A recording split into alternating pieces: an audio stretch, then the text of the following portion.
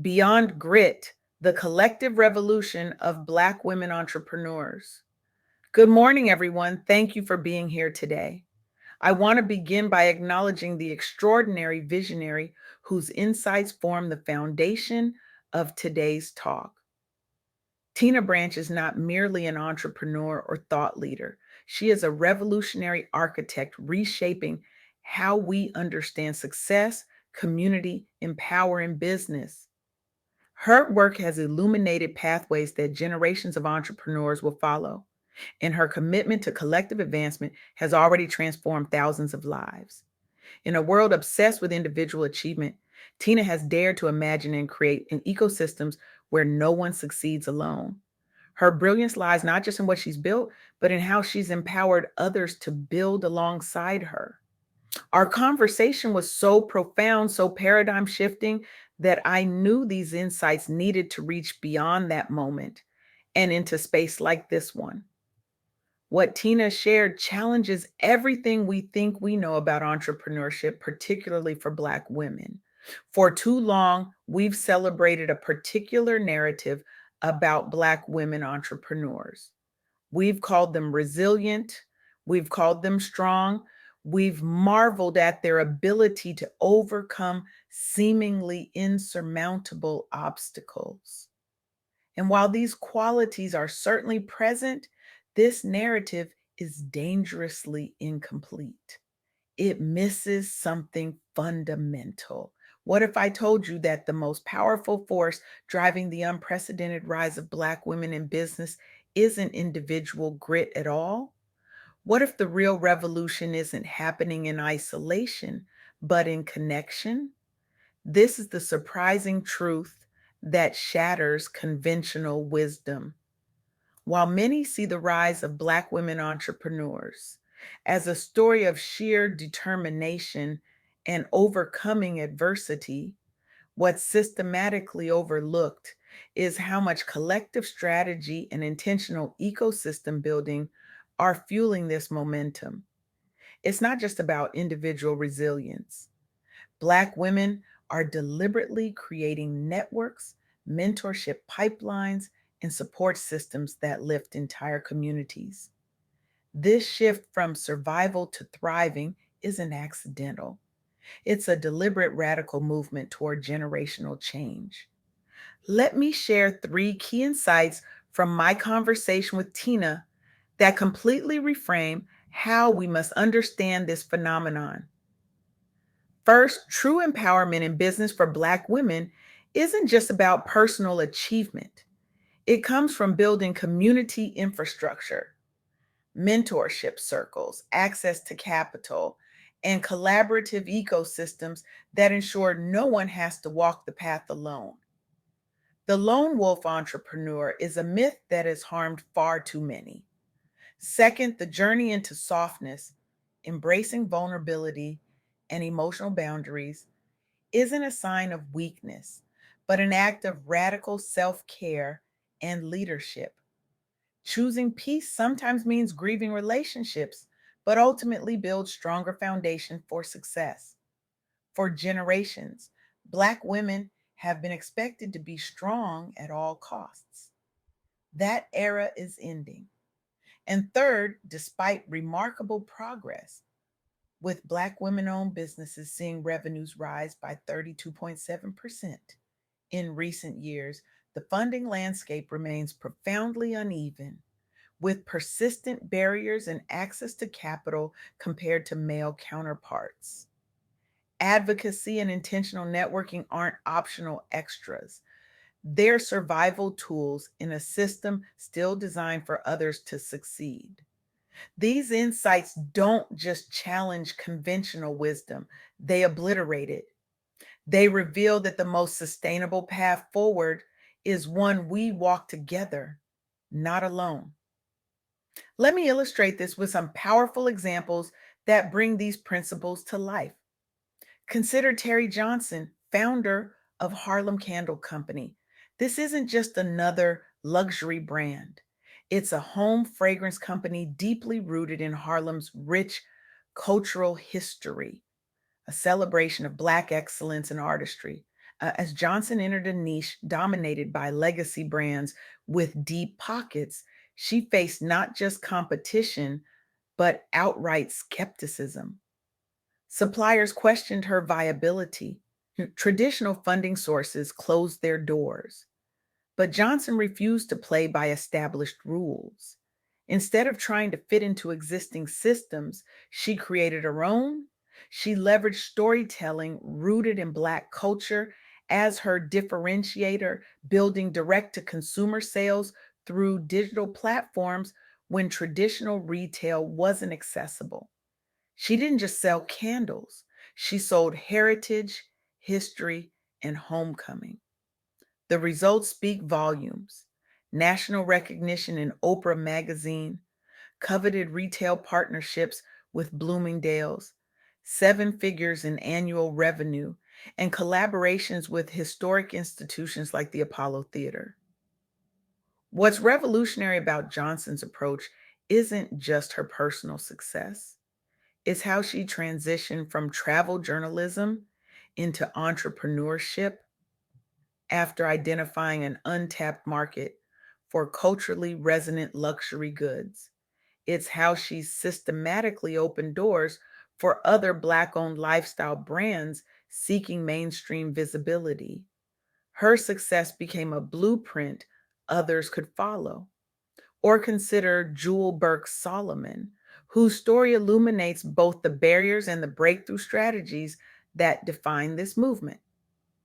Solomon launched Part Pick, a visual search technology company for industrial parts identification.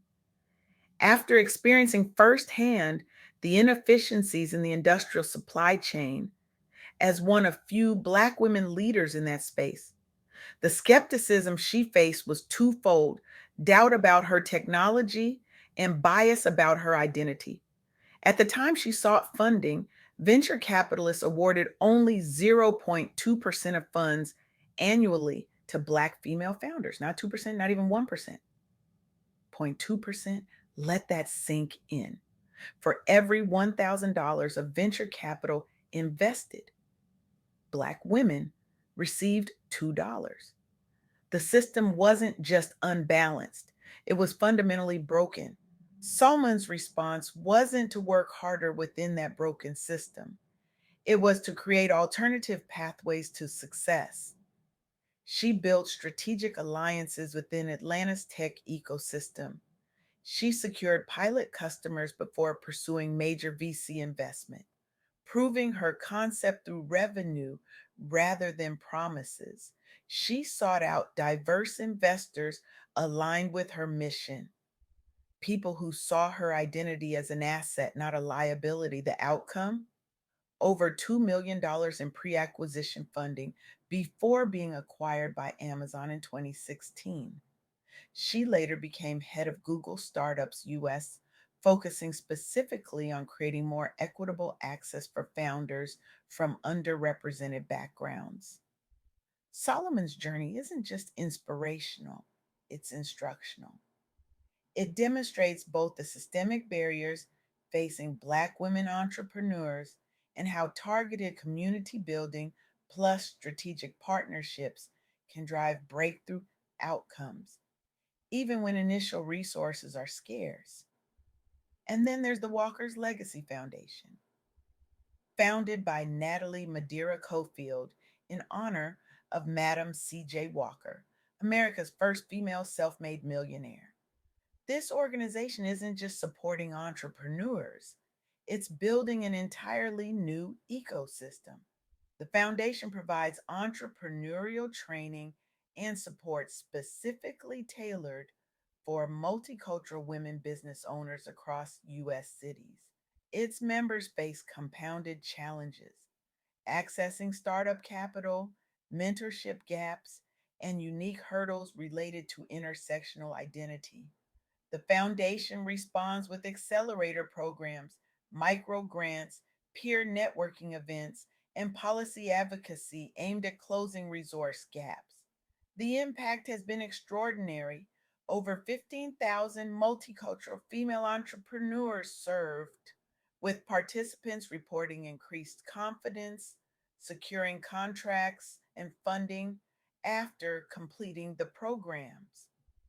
What's remarkable about Cofield's approach is that she recognized the lack of culturally competent resources available during her own entrepreneurial journey and created a foundation modeled on collective advancement rather than competition alone.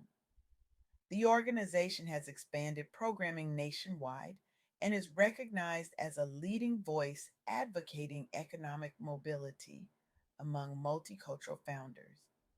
This example perfectly encapsulates why community driven infrastructure, not just personal perseverance, is essential for sustainable success among aspiring and professional Black businesswomen today.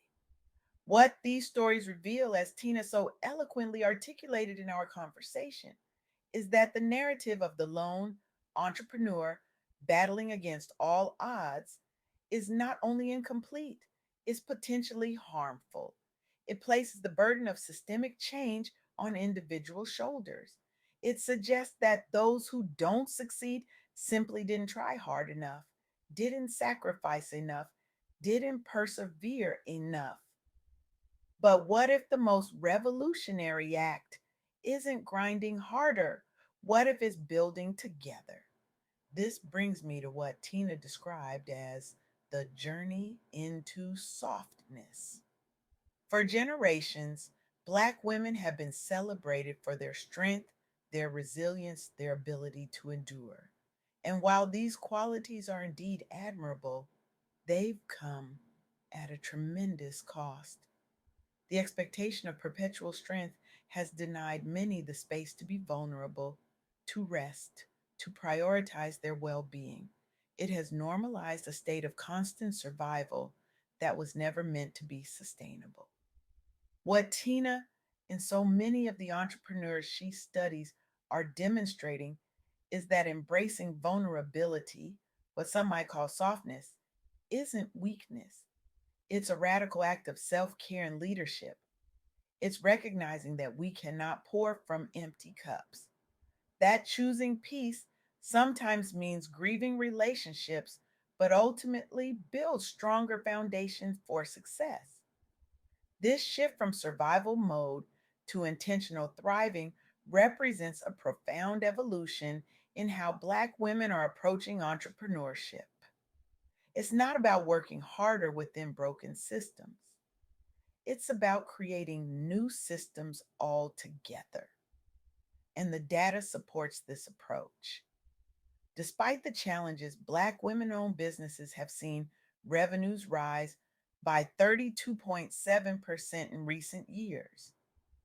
They're the fastest growing demographic of entrepreneurs in the United States.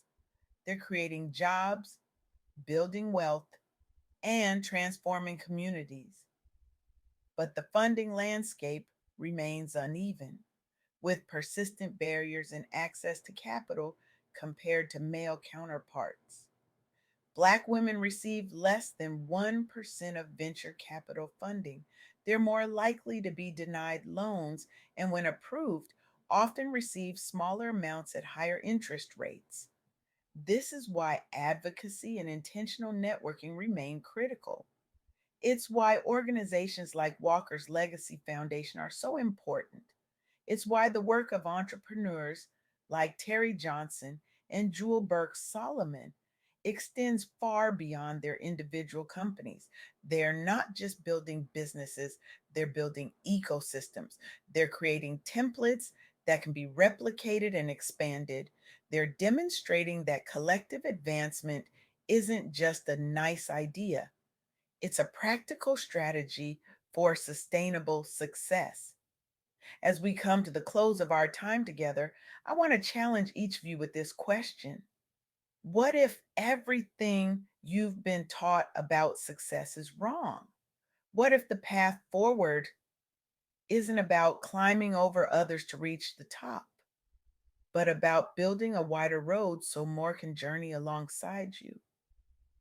The revolution happening among Black women entrepreneurs isn't just changing business, it's changing the fundamental way we understand power, success, and community. And it offers a blueprint that all of us, regardless of gender or race, would be wise to follow. So today I challenge you to examine your own definition of success. Are you building alone or are you building together? Are you creating systems that lift only you or that can lift many? Are you perpetuating the myth of the lone genius or are you embracing the power of collective wisdom? The future belongs to those who understand that true power isn't hoarded, it's shared. That true leadership isn't about standing alone at the summit, but about bringing others along with you. That true success isn't measured by what you accumulate, but by what you create together. This is the radical vision that Tina Branch and countless Black women entrepreneurs are bringing to life. And it's an invitation to all of us to reimagine what's possible when we move beyond grit and into genuine, transformative community. Thank you.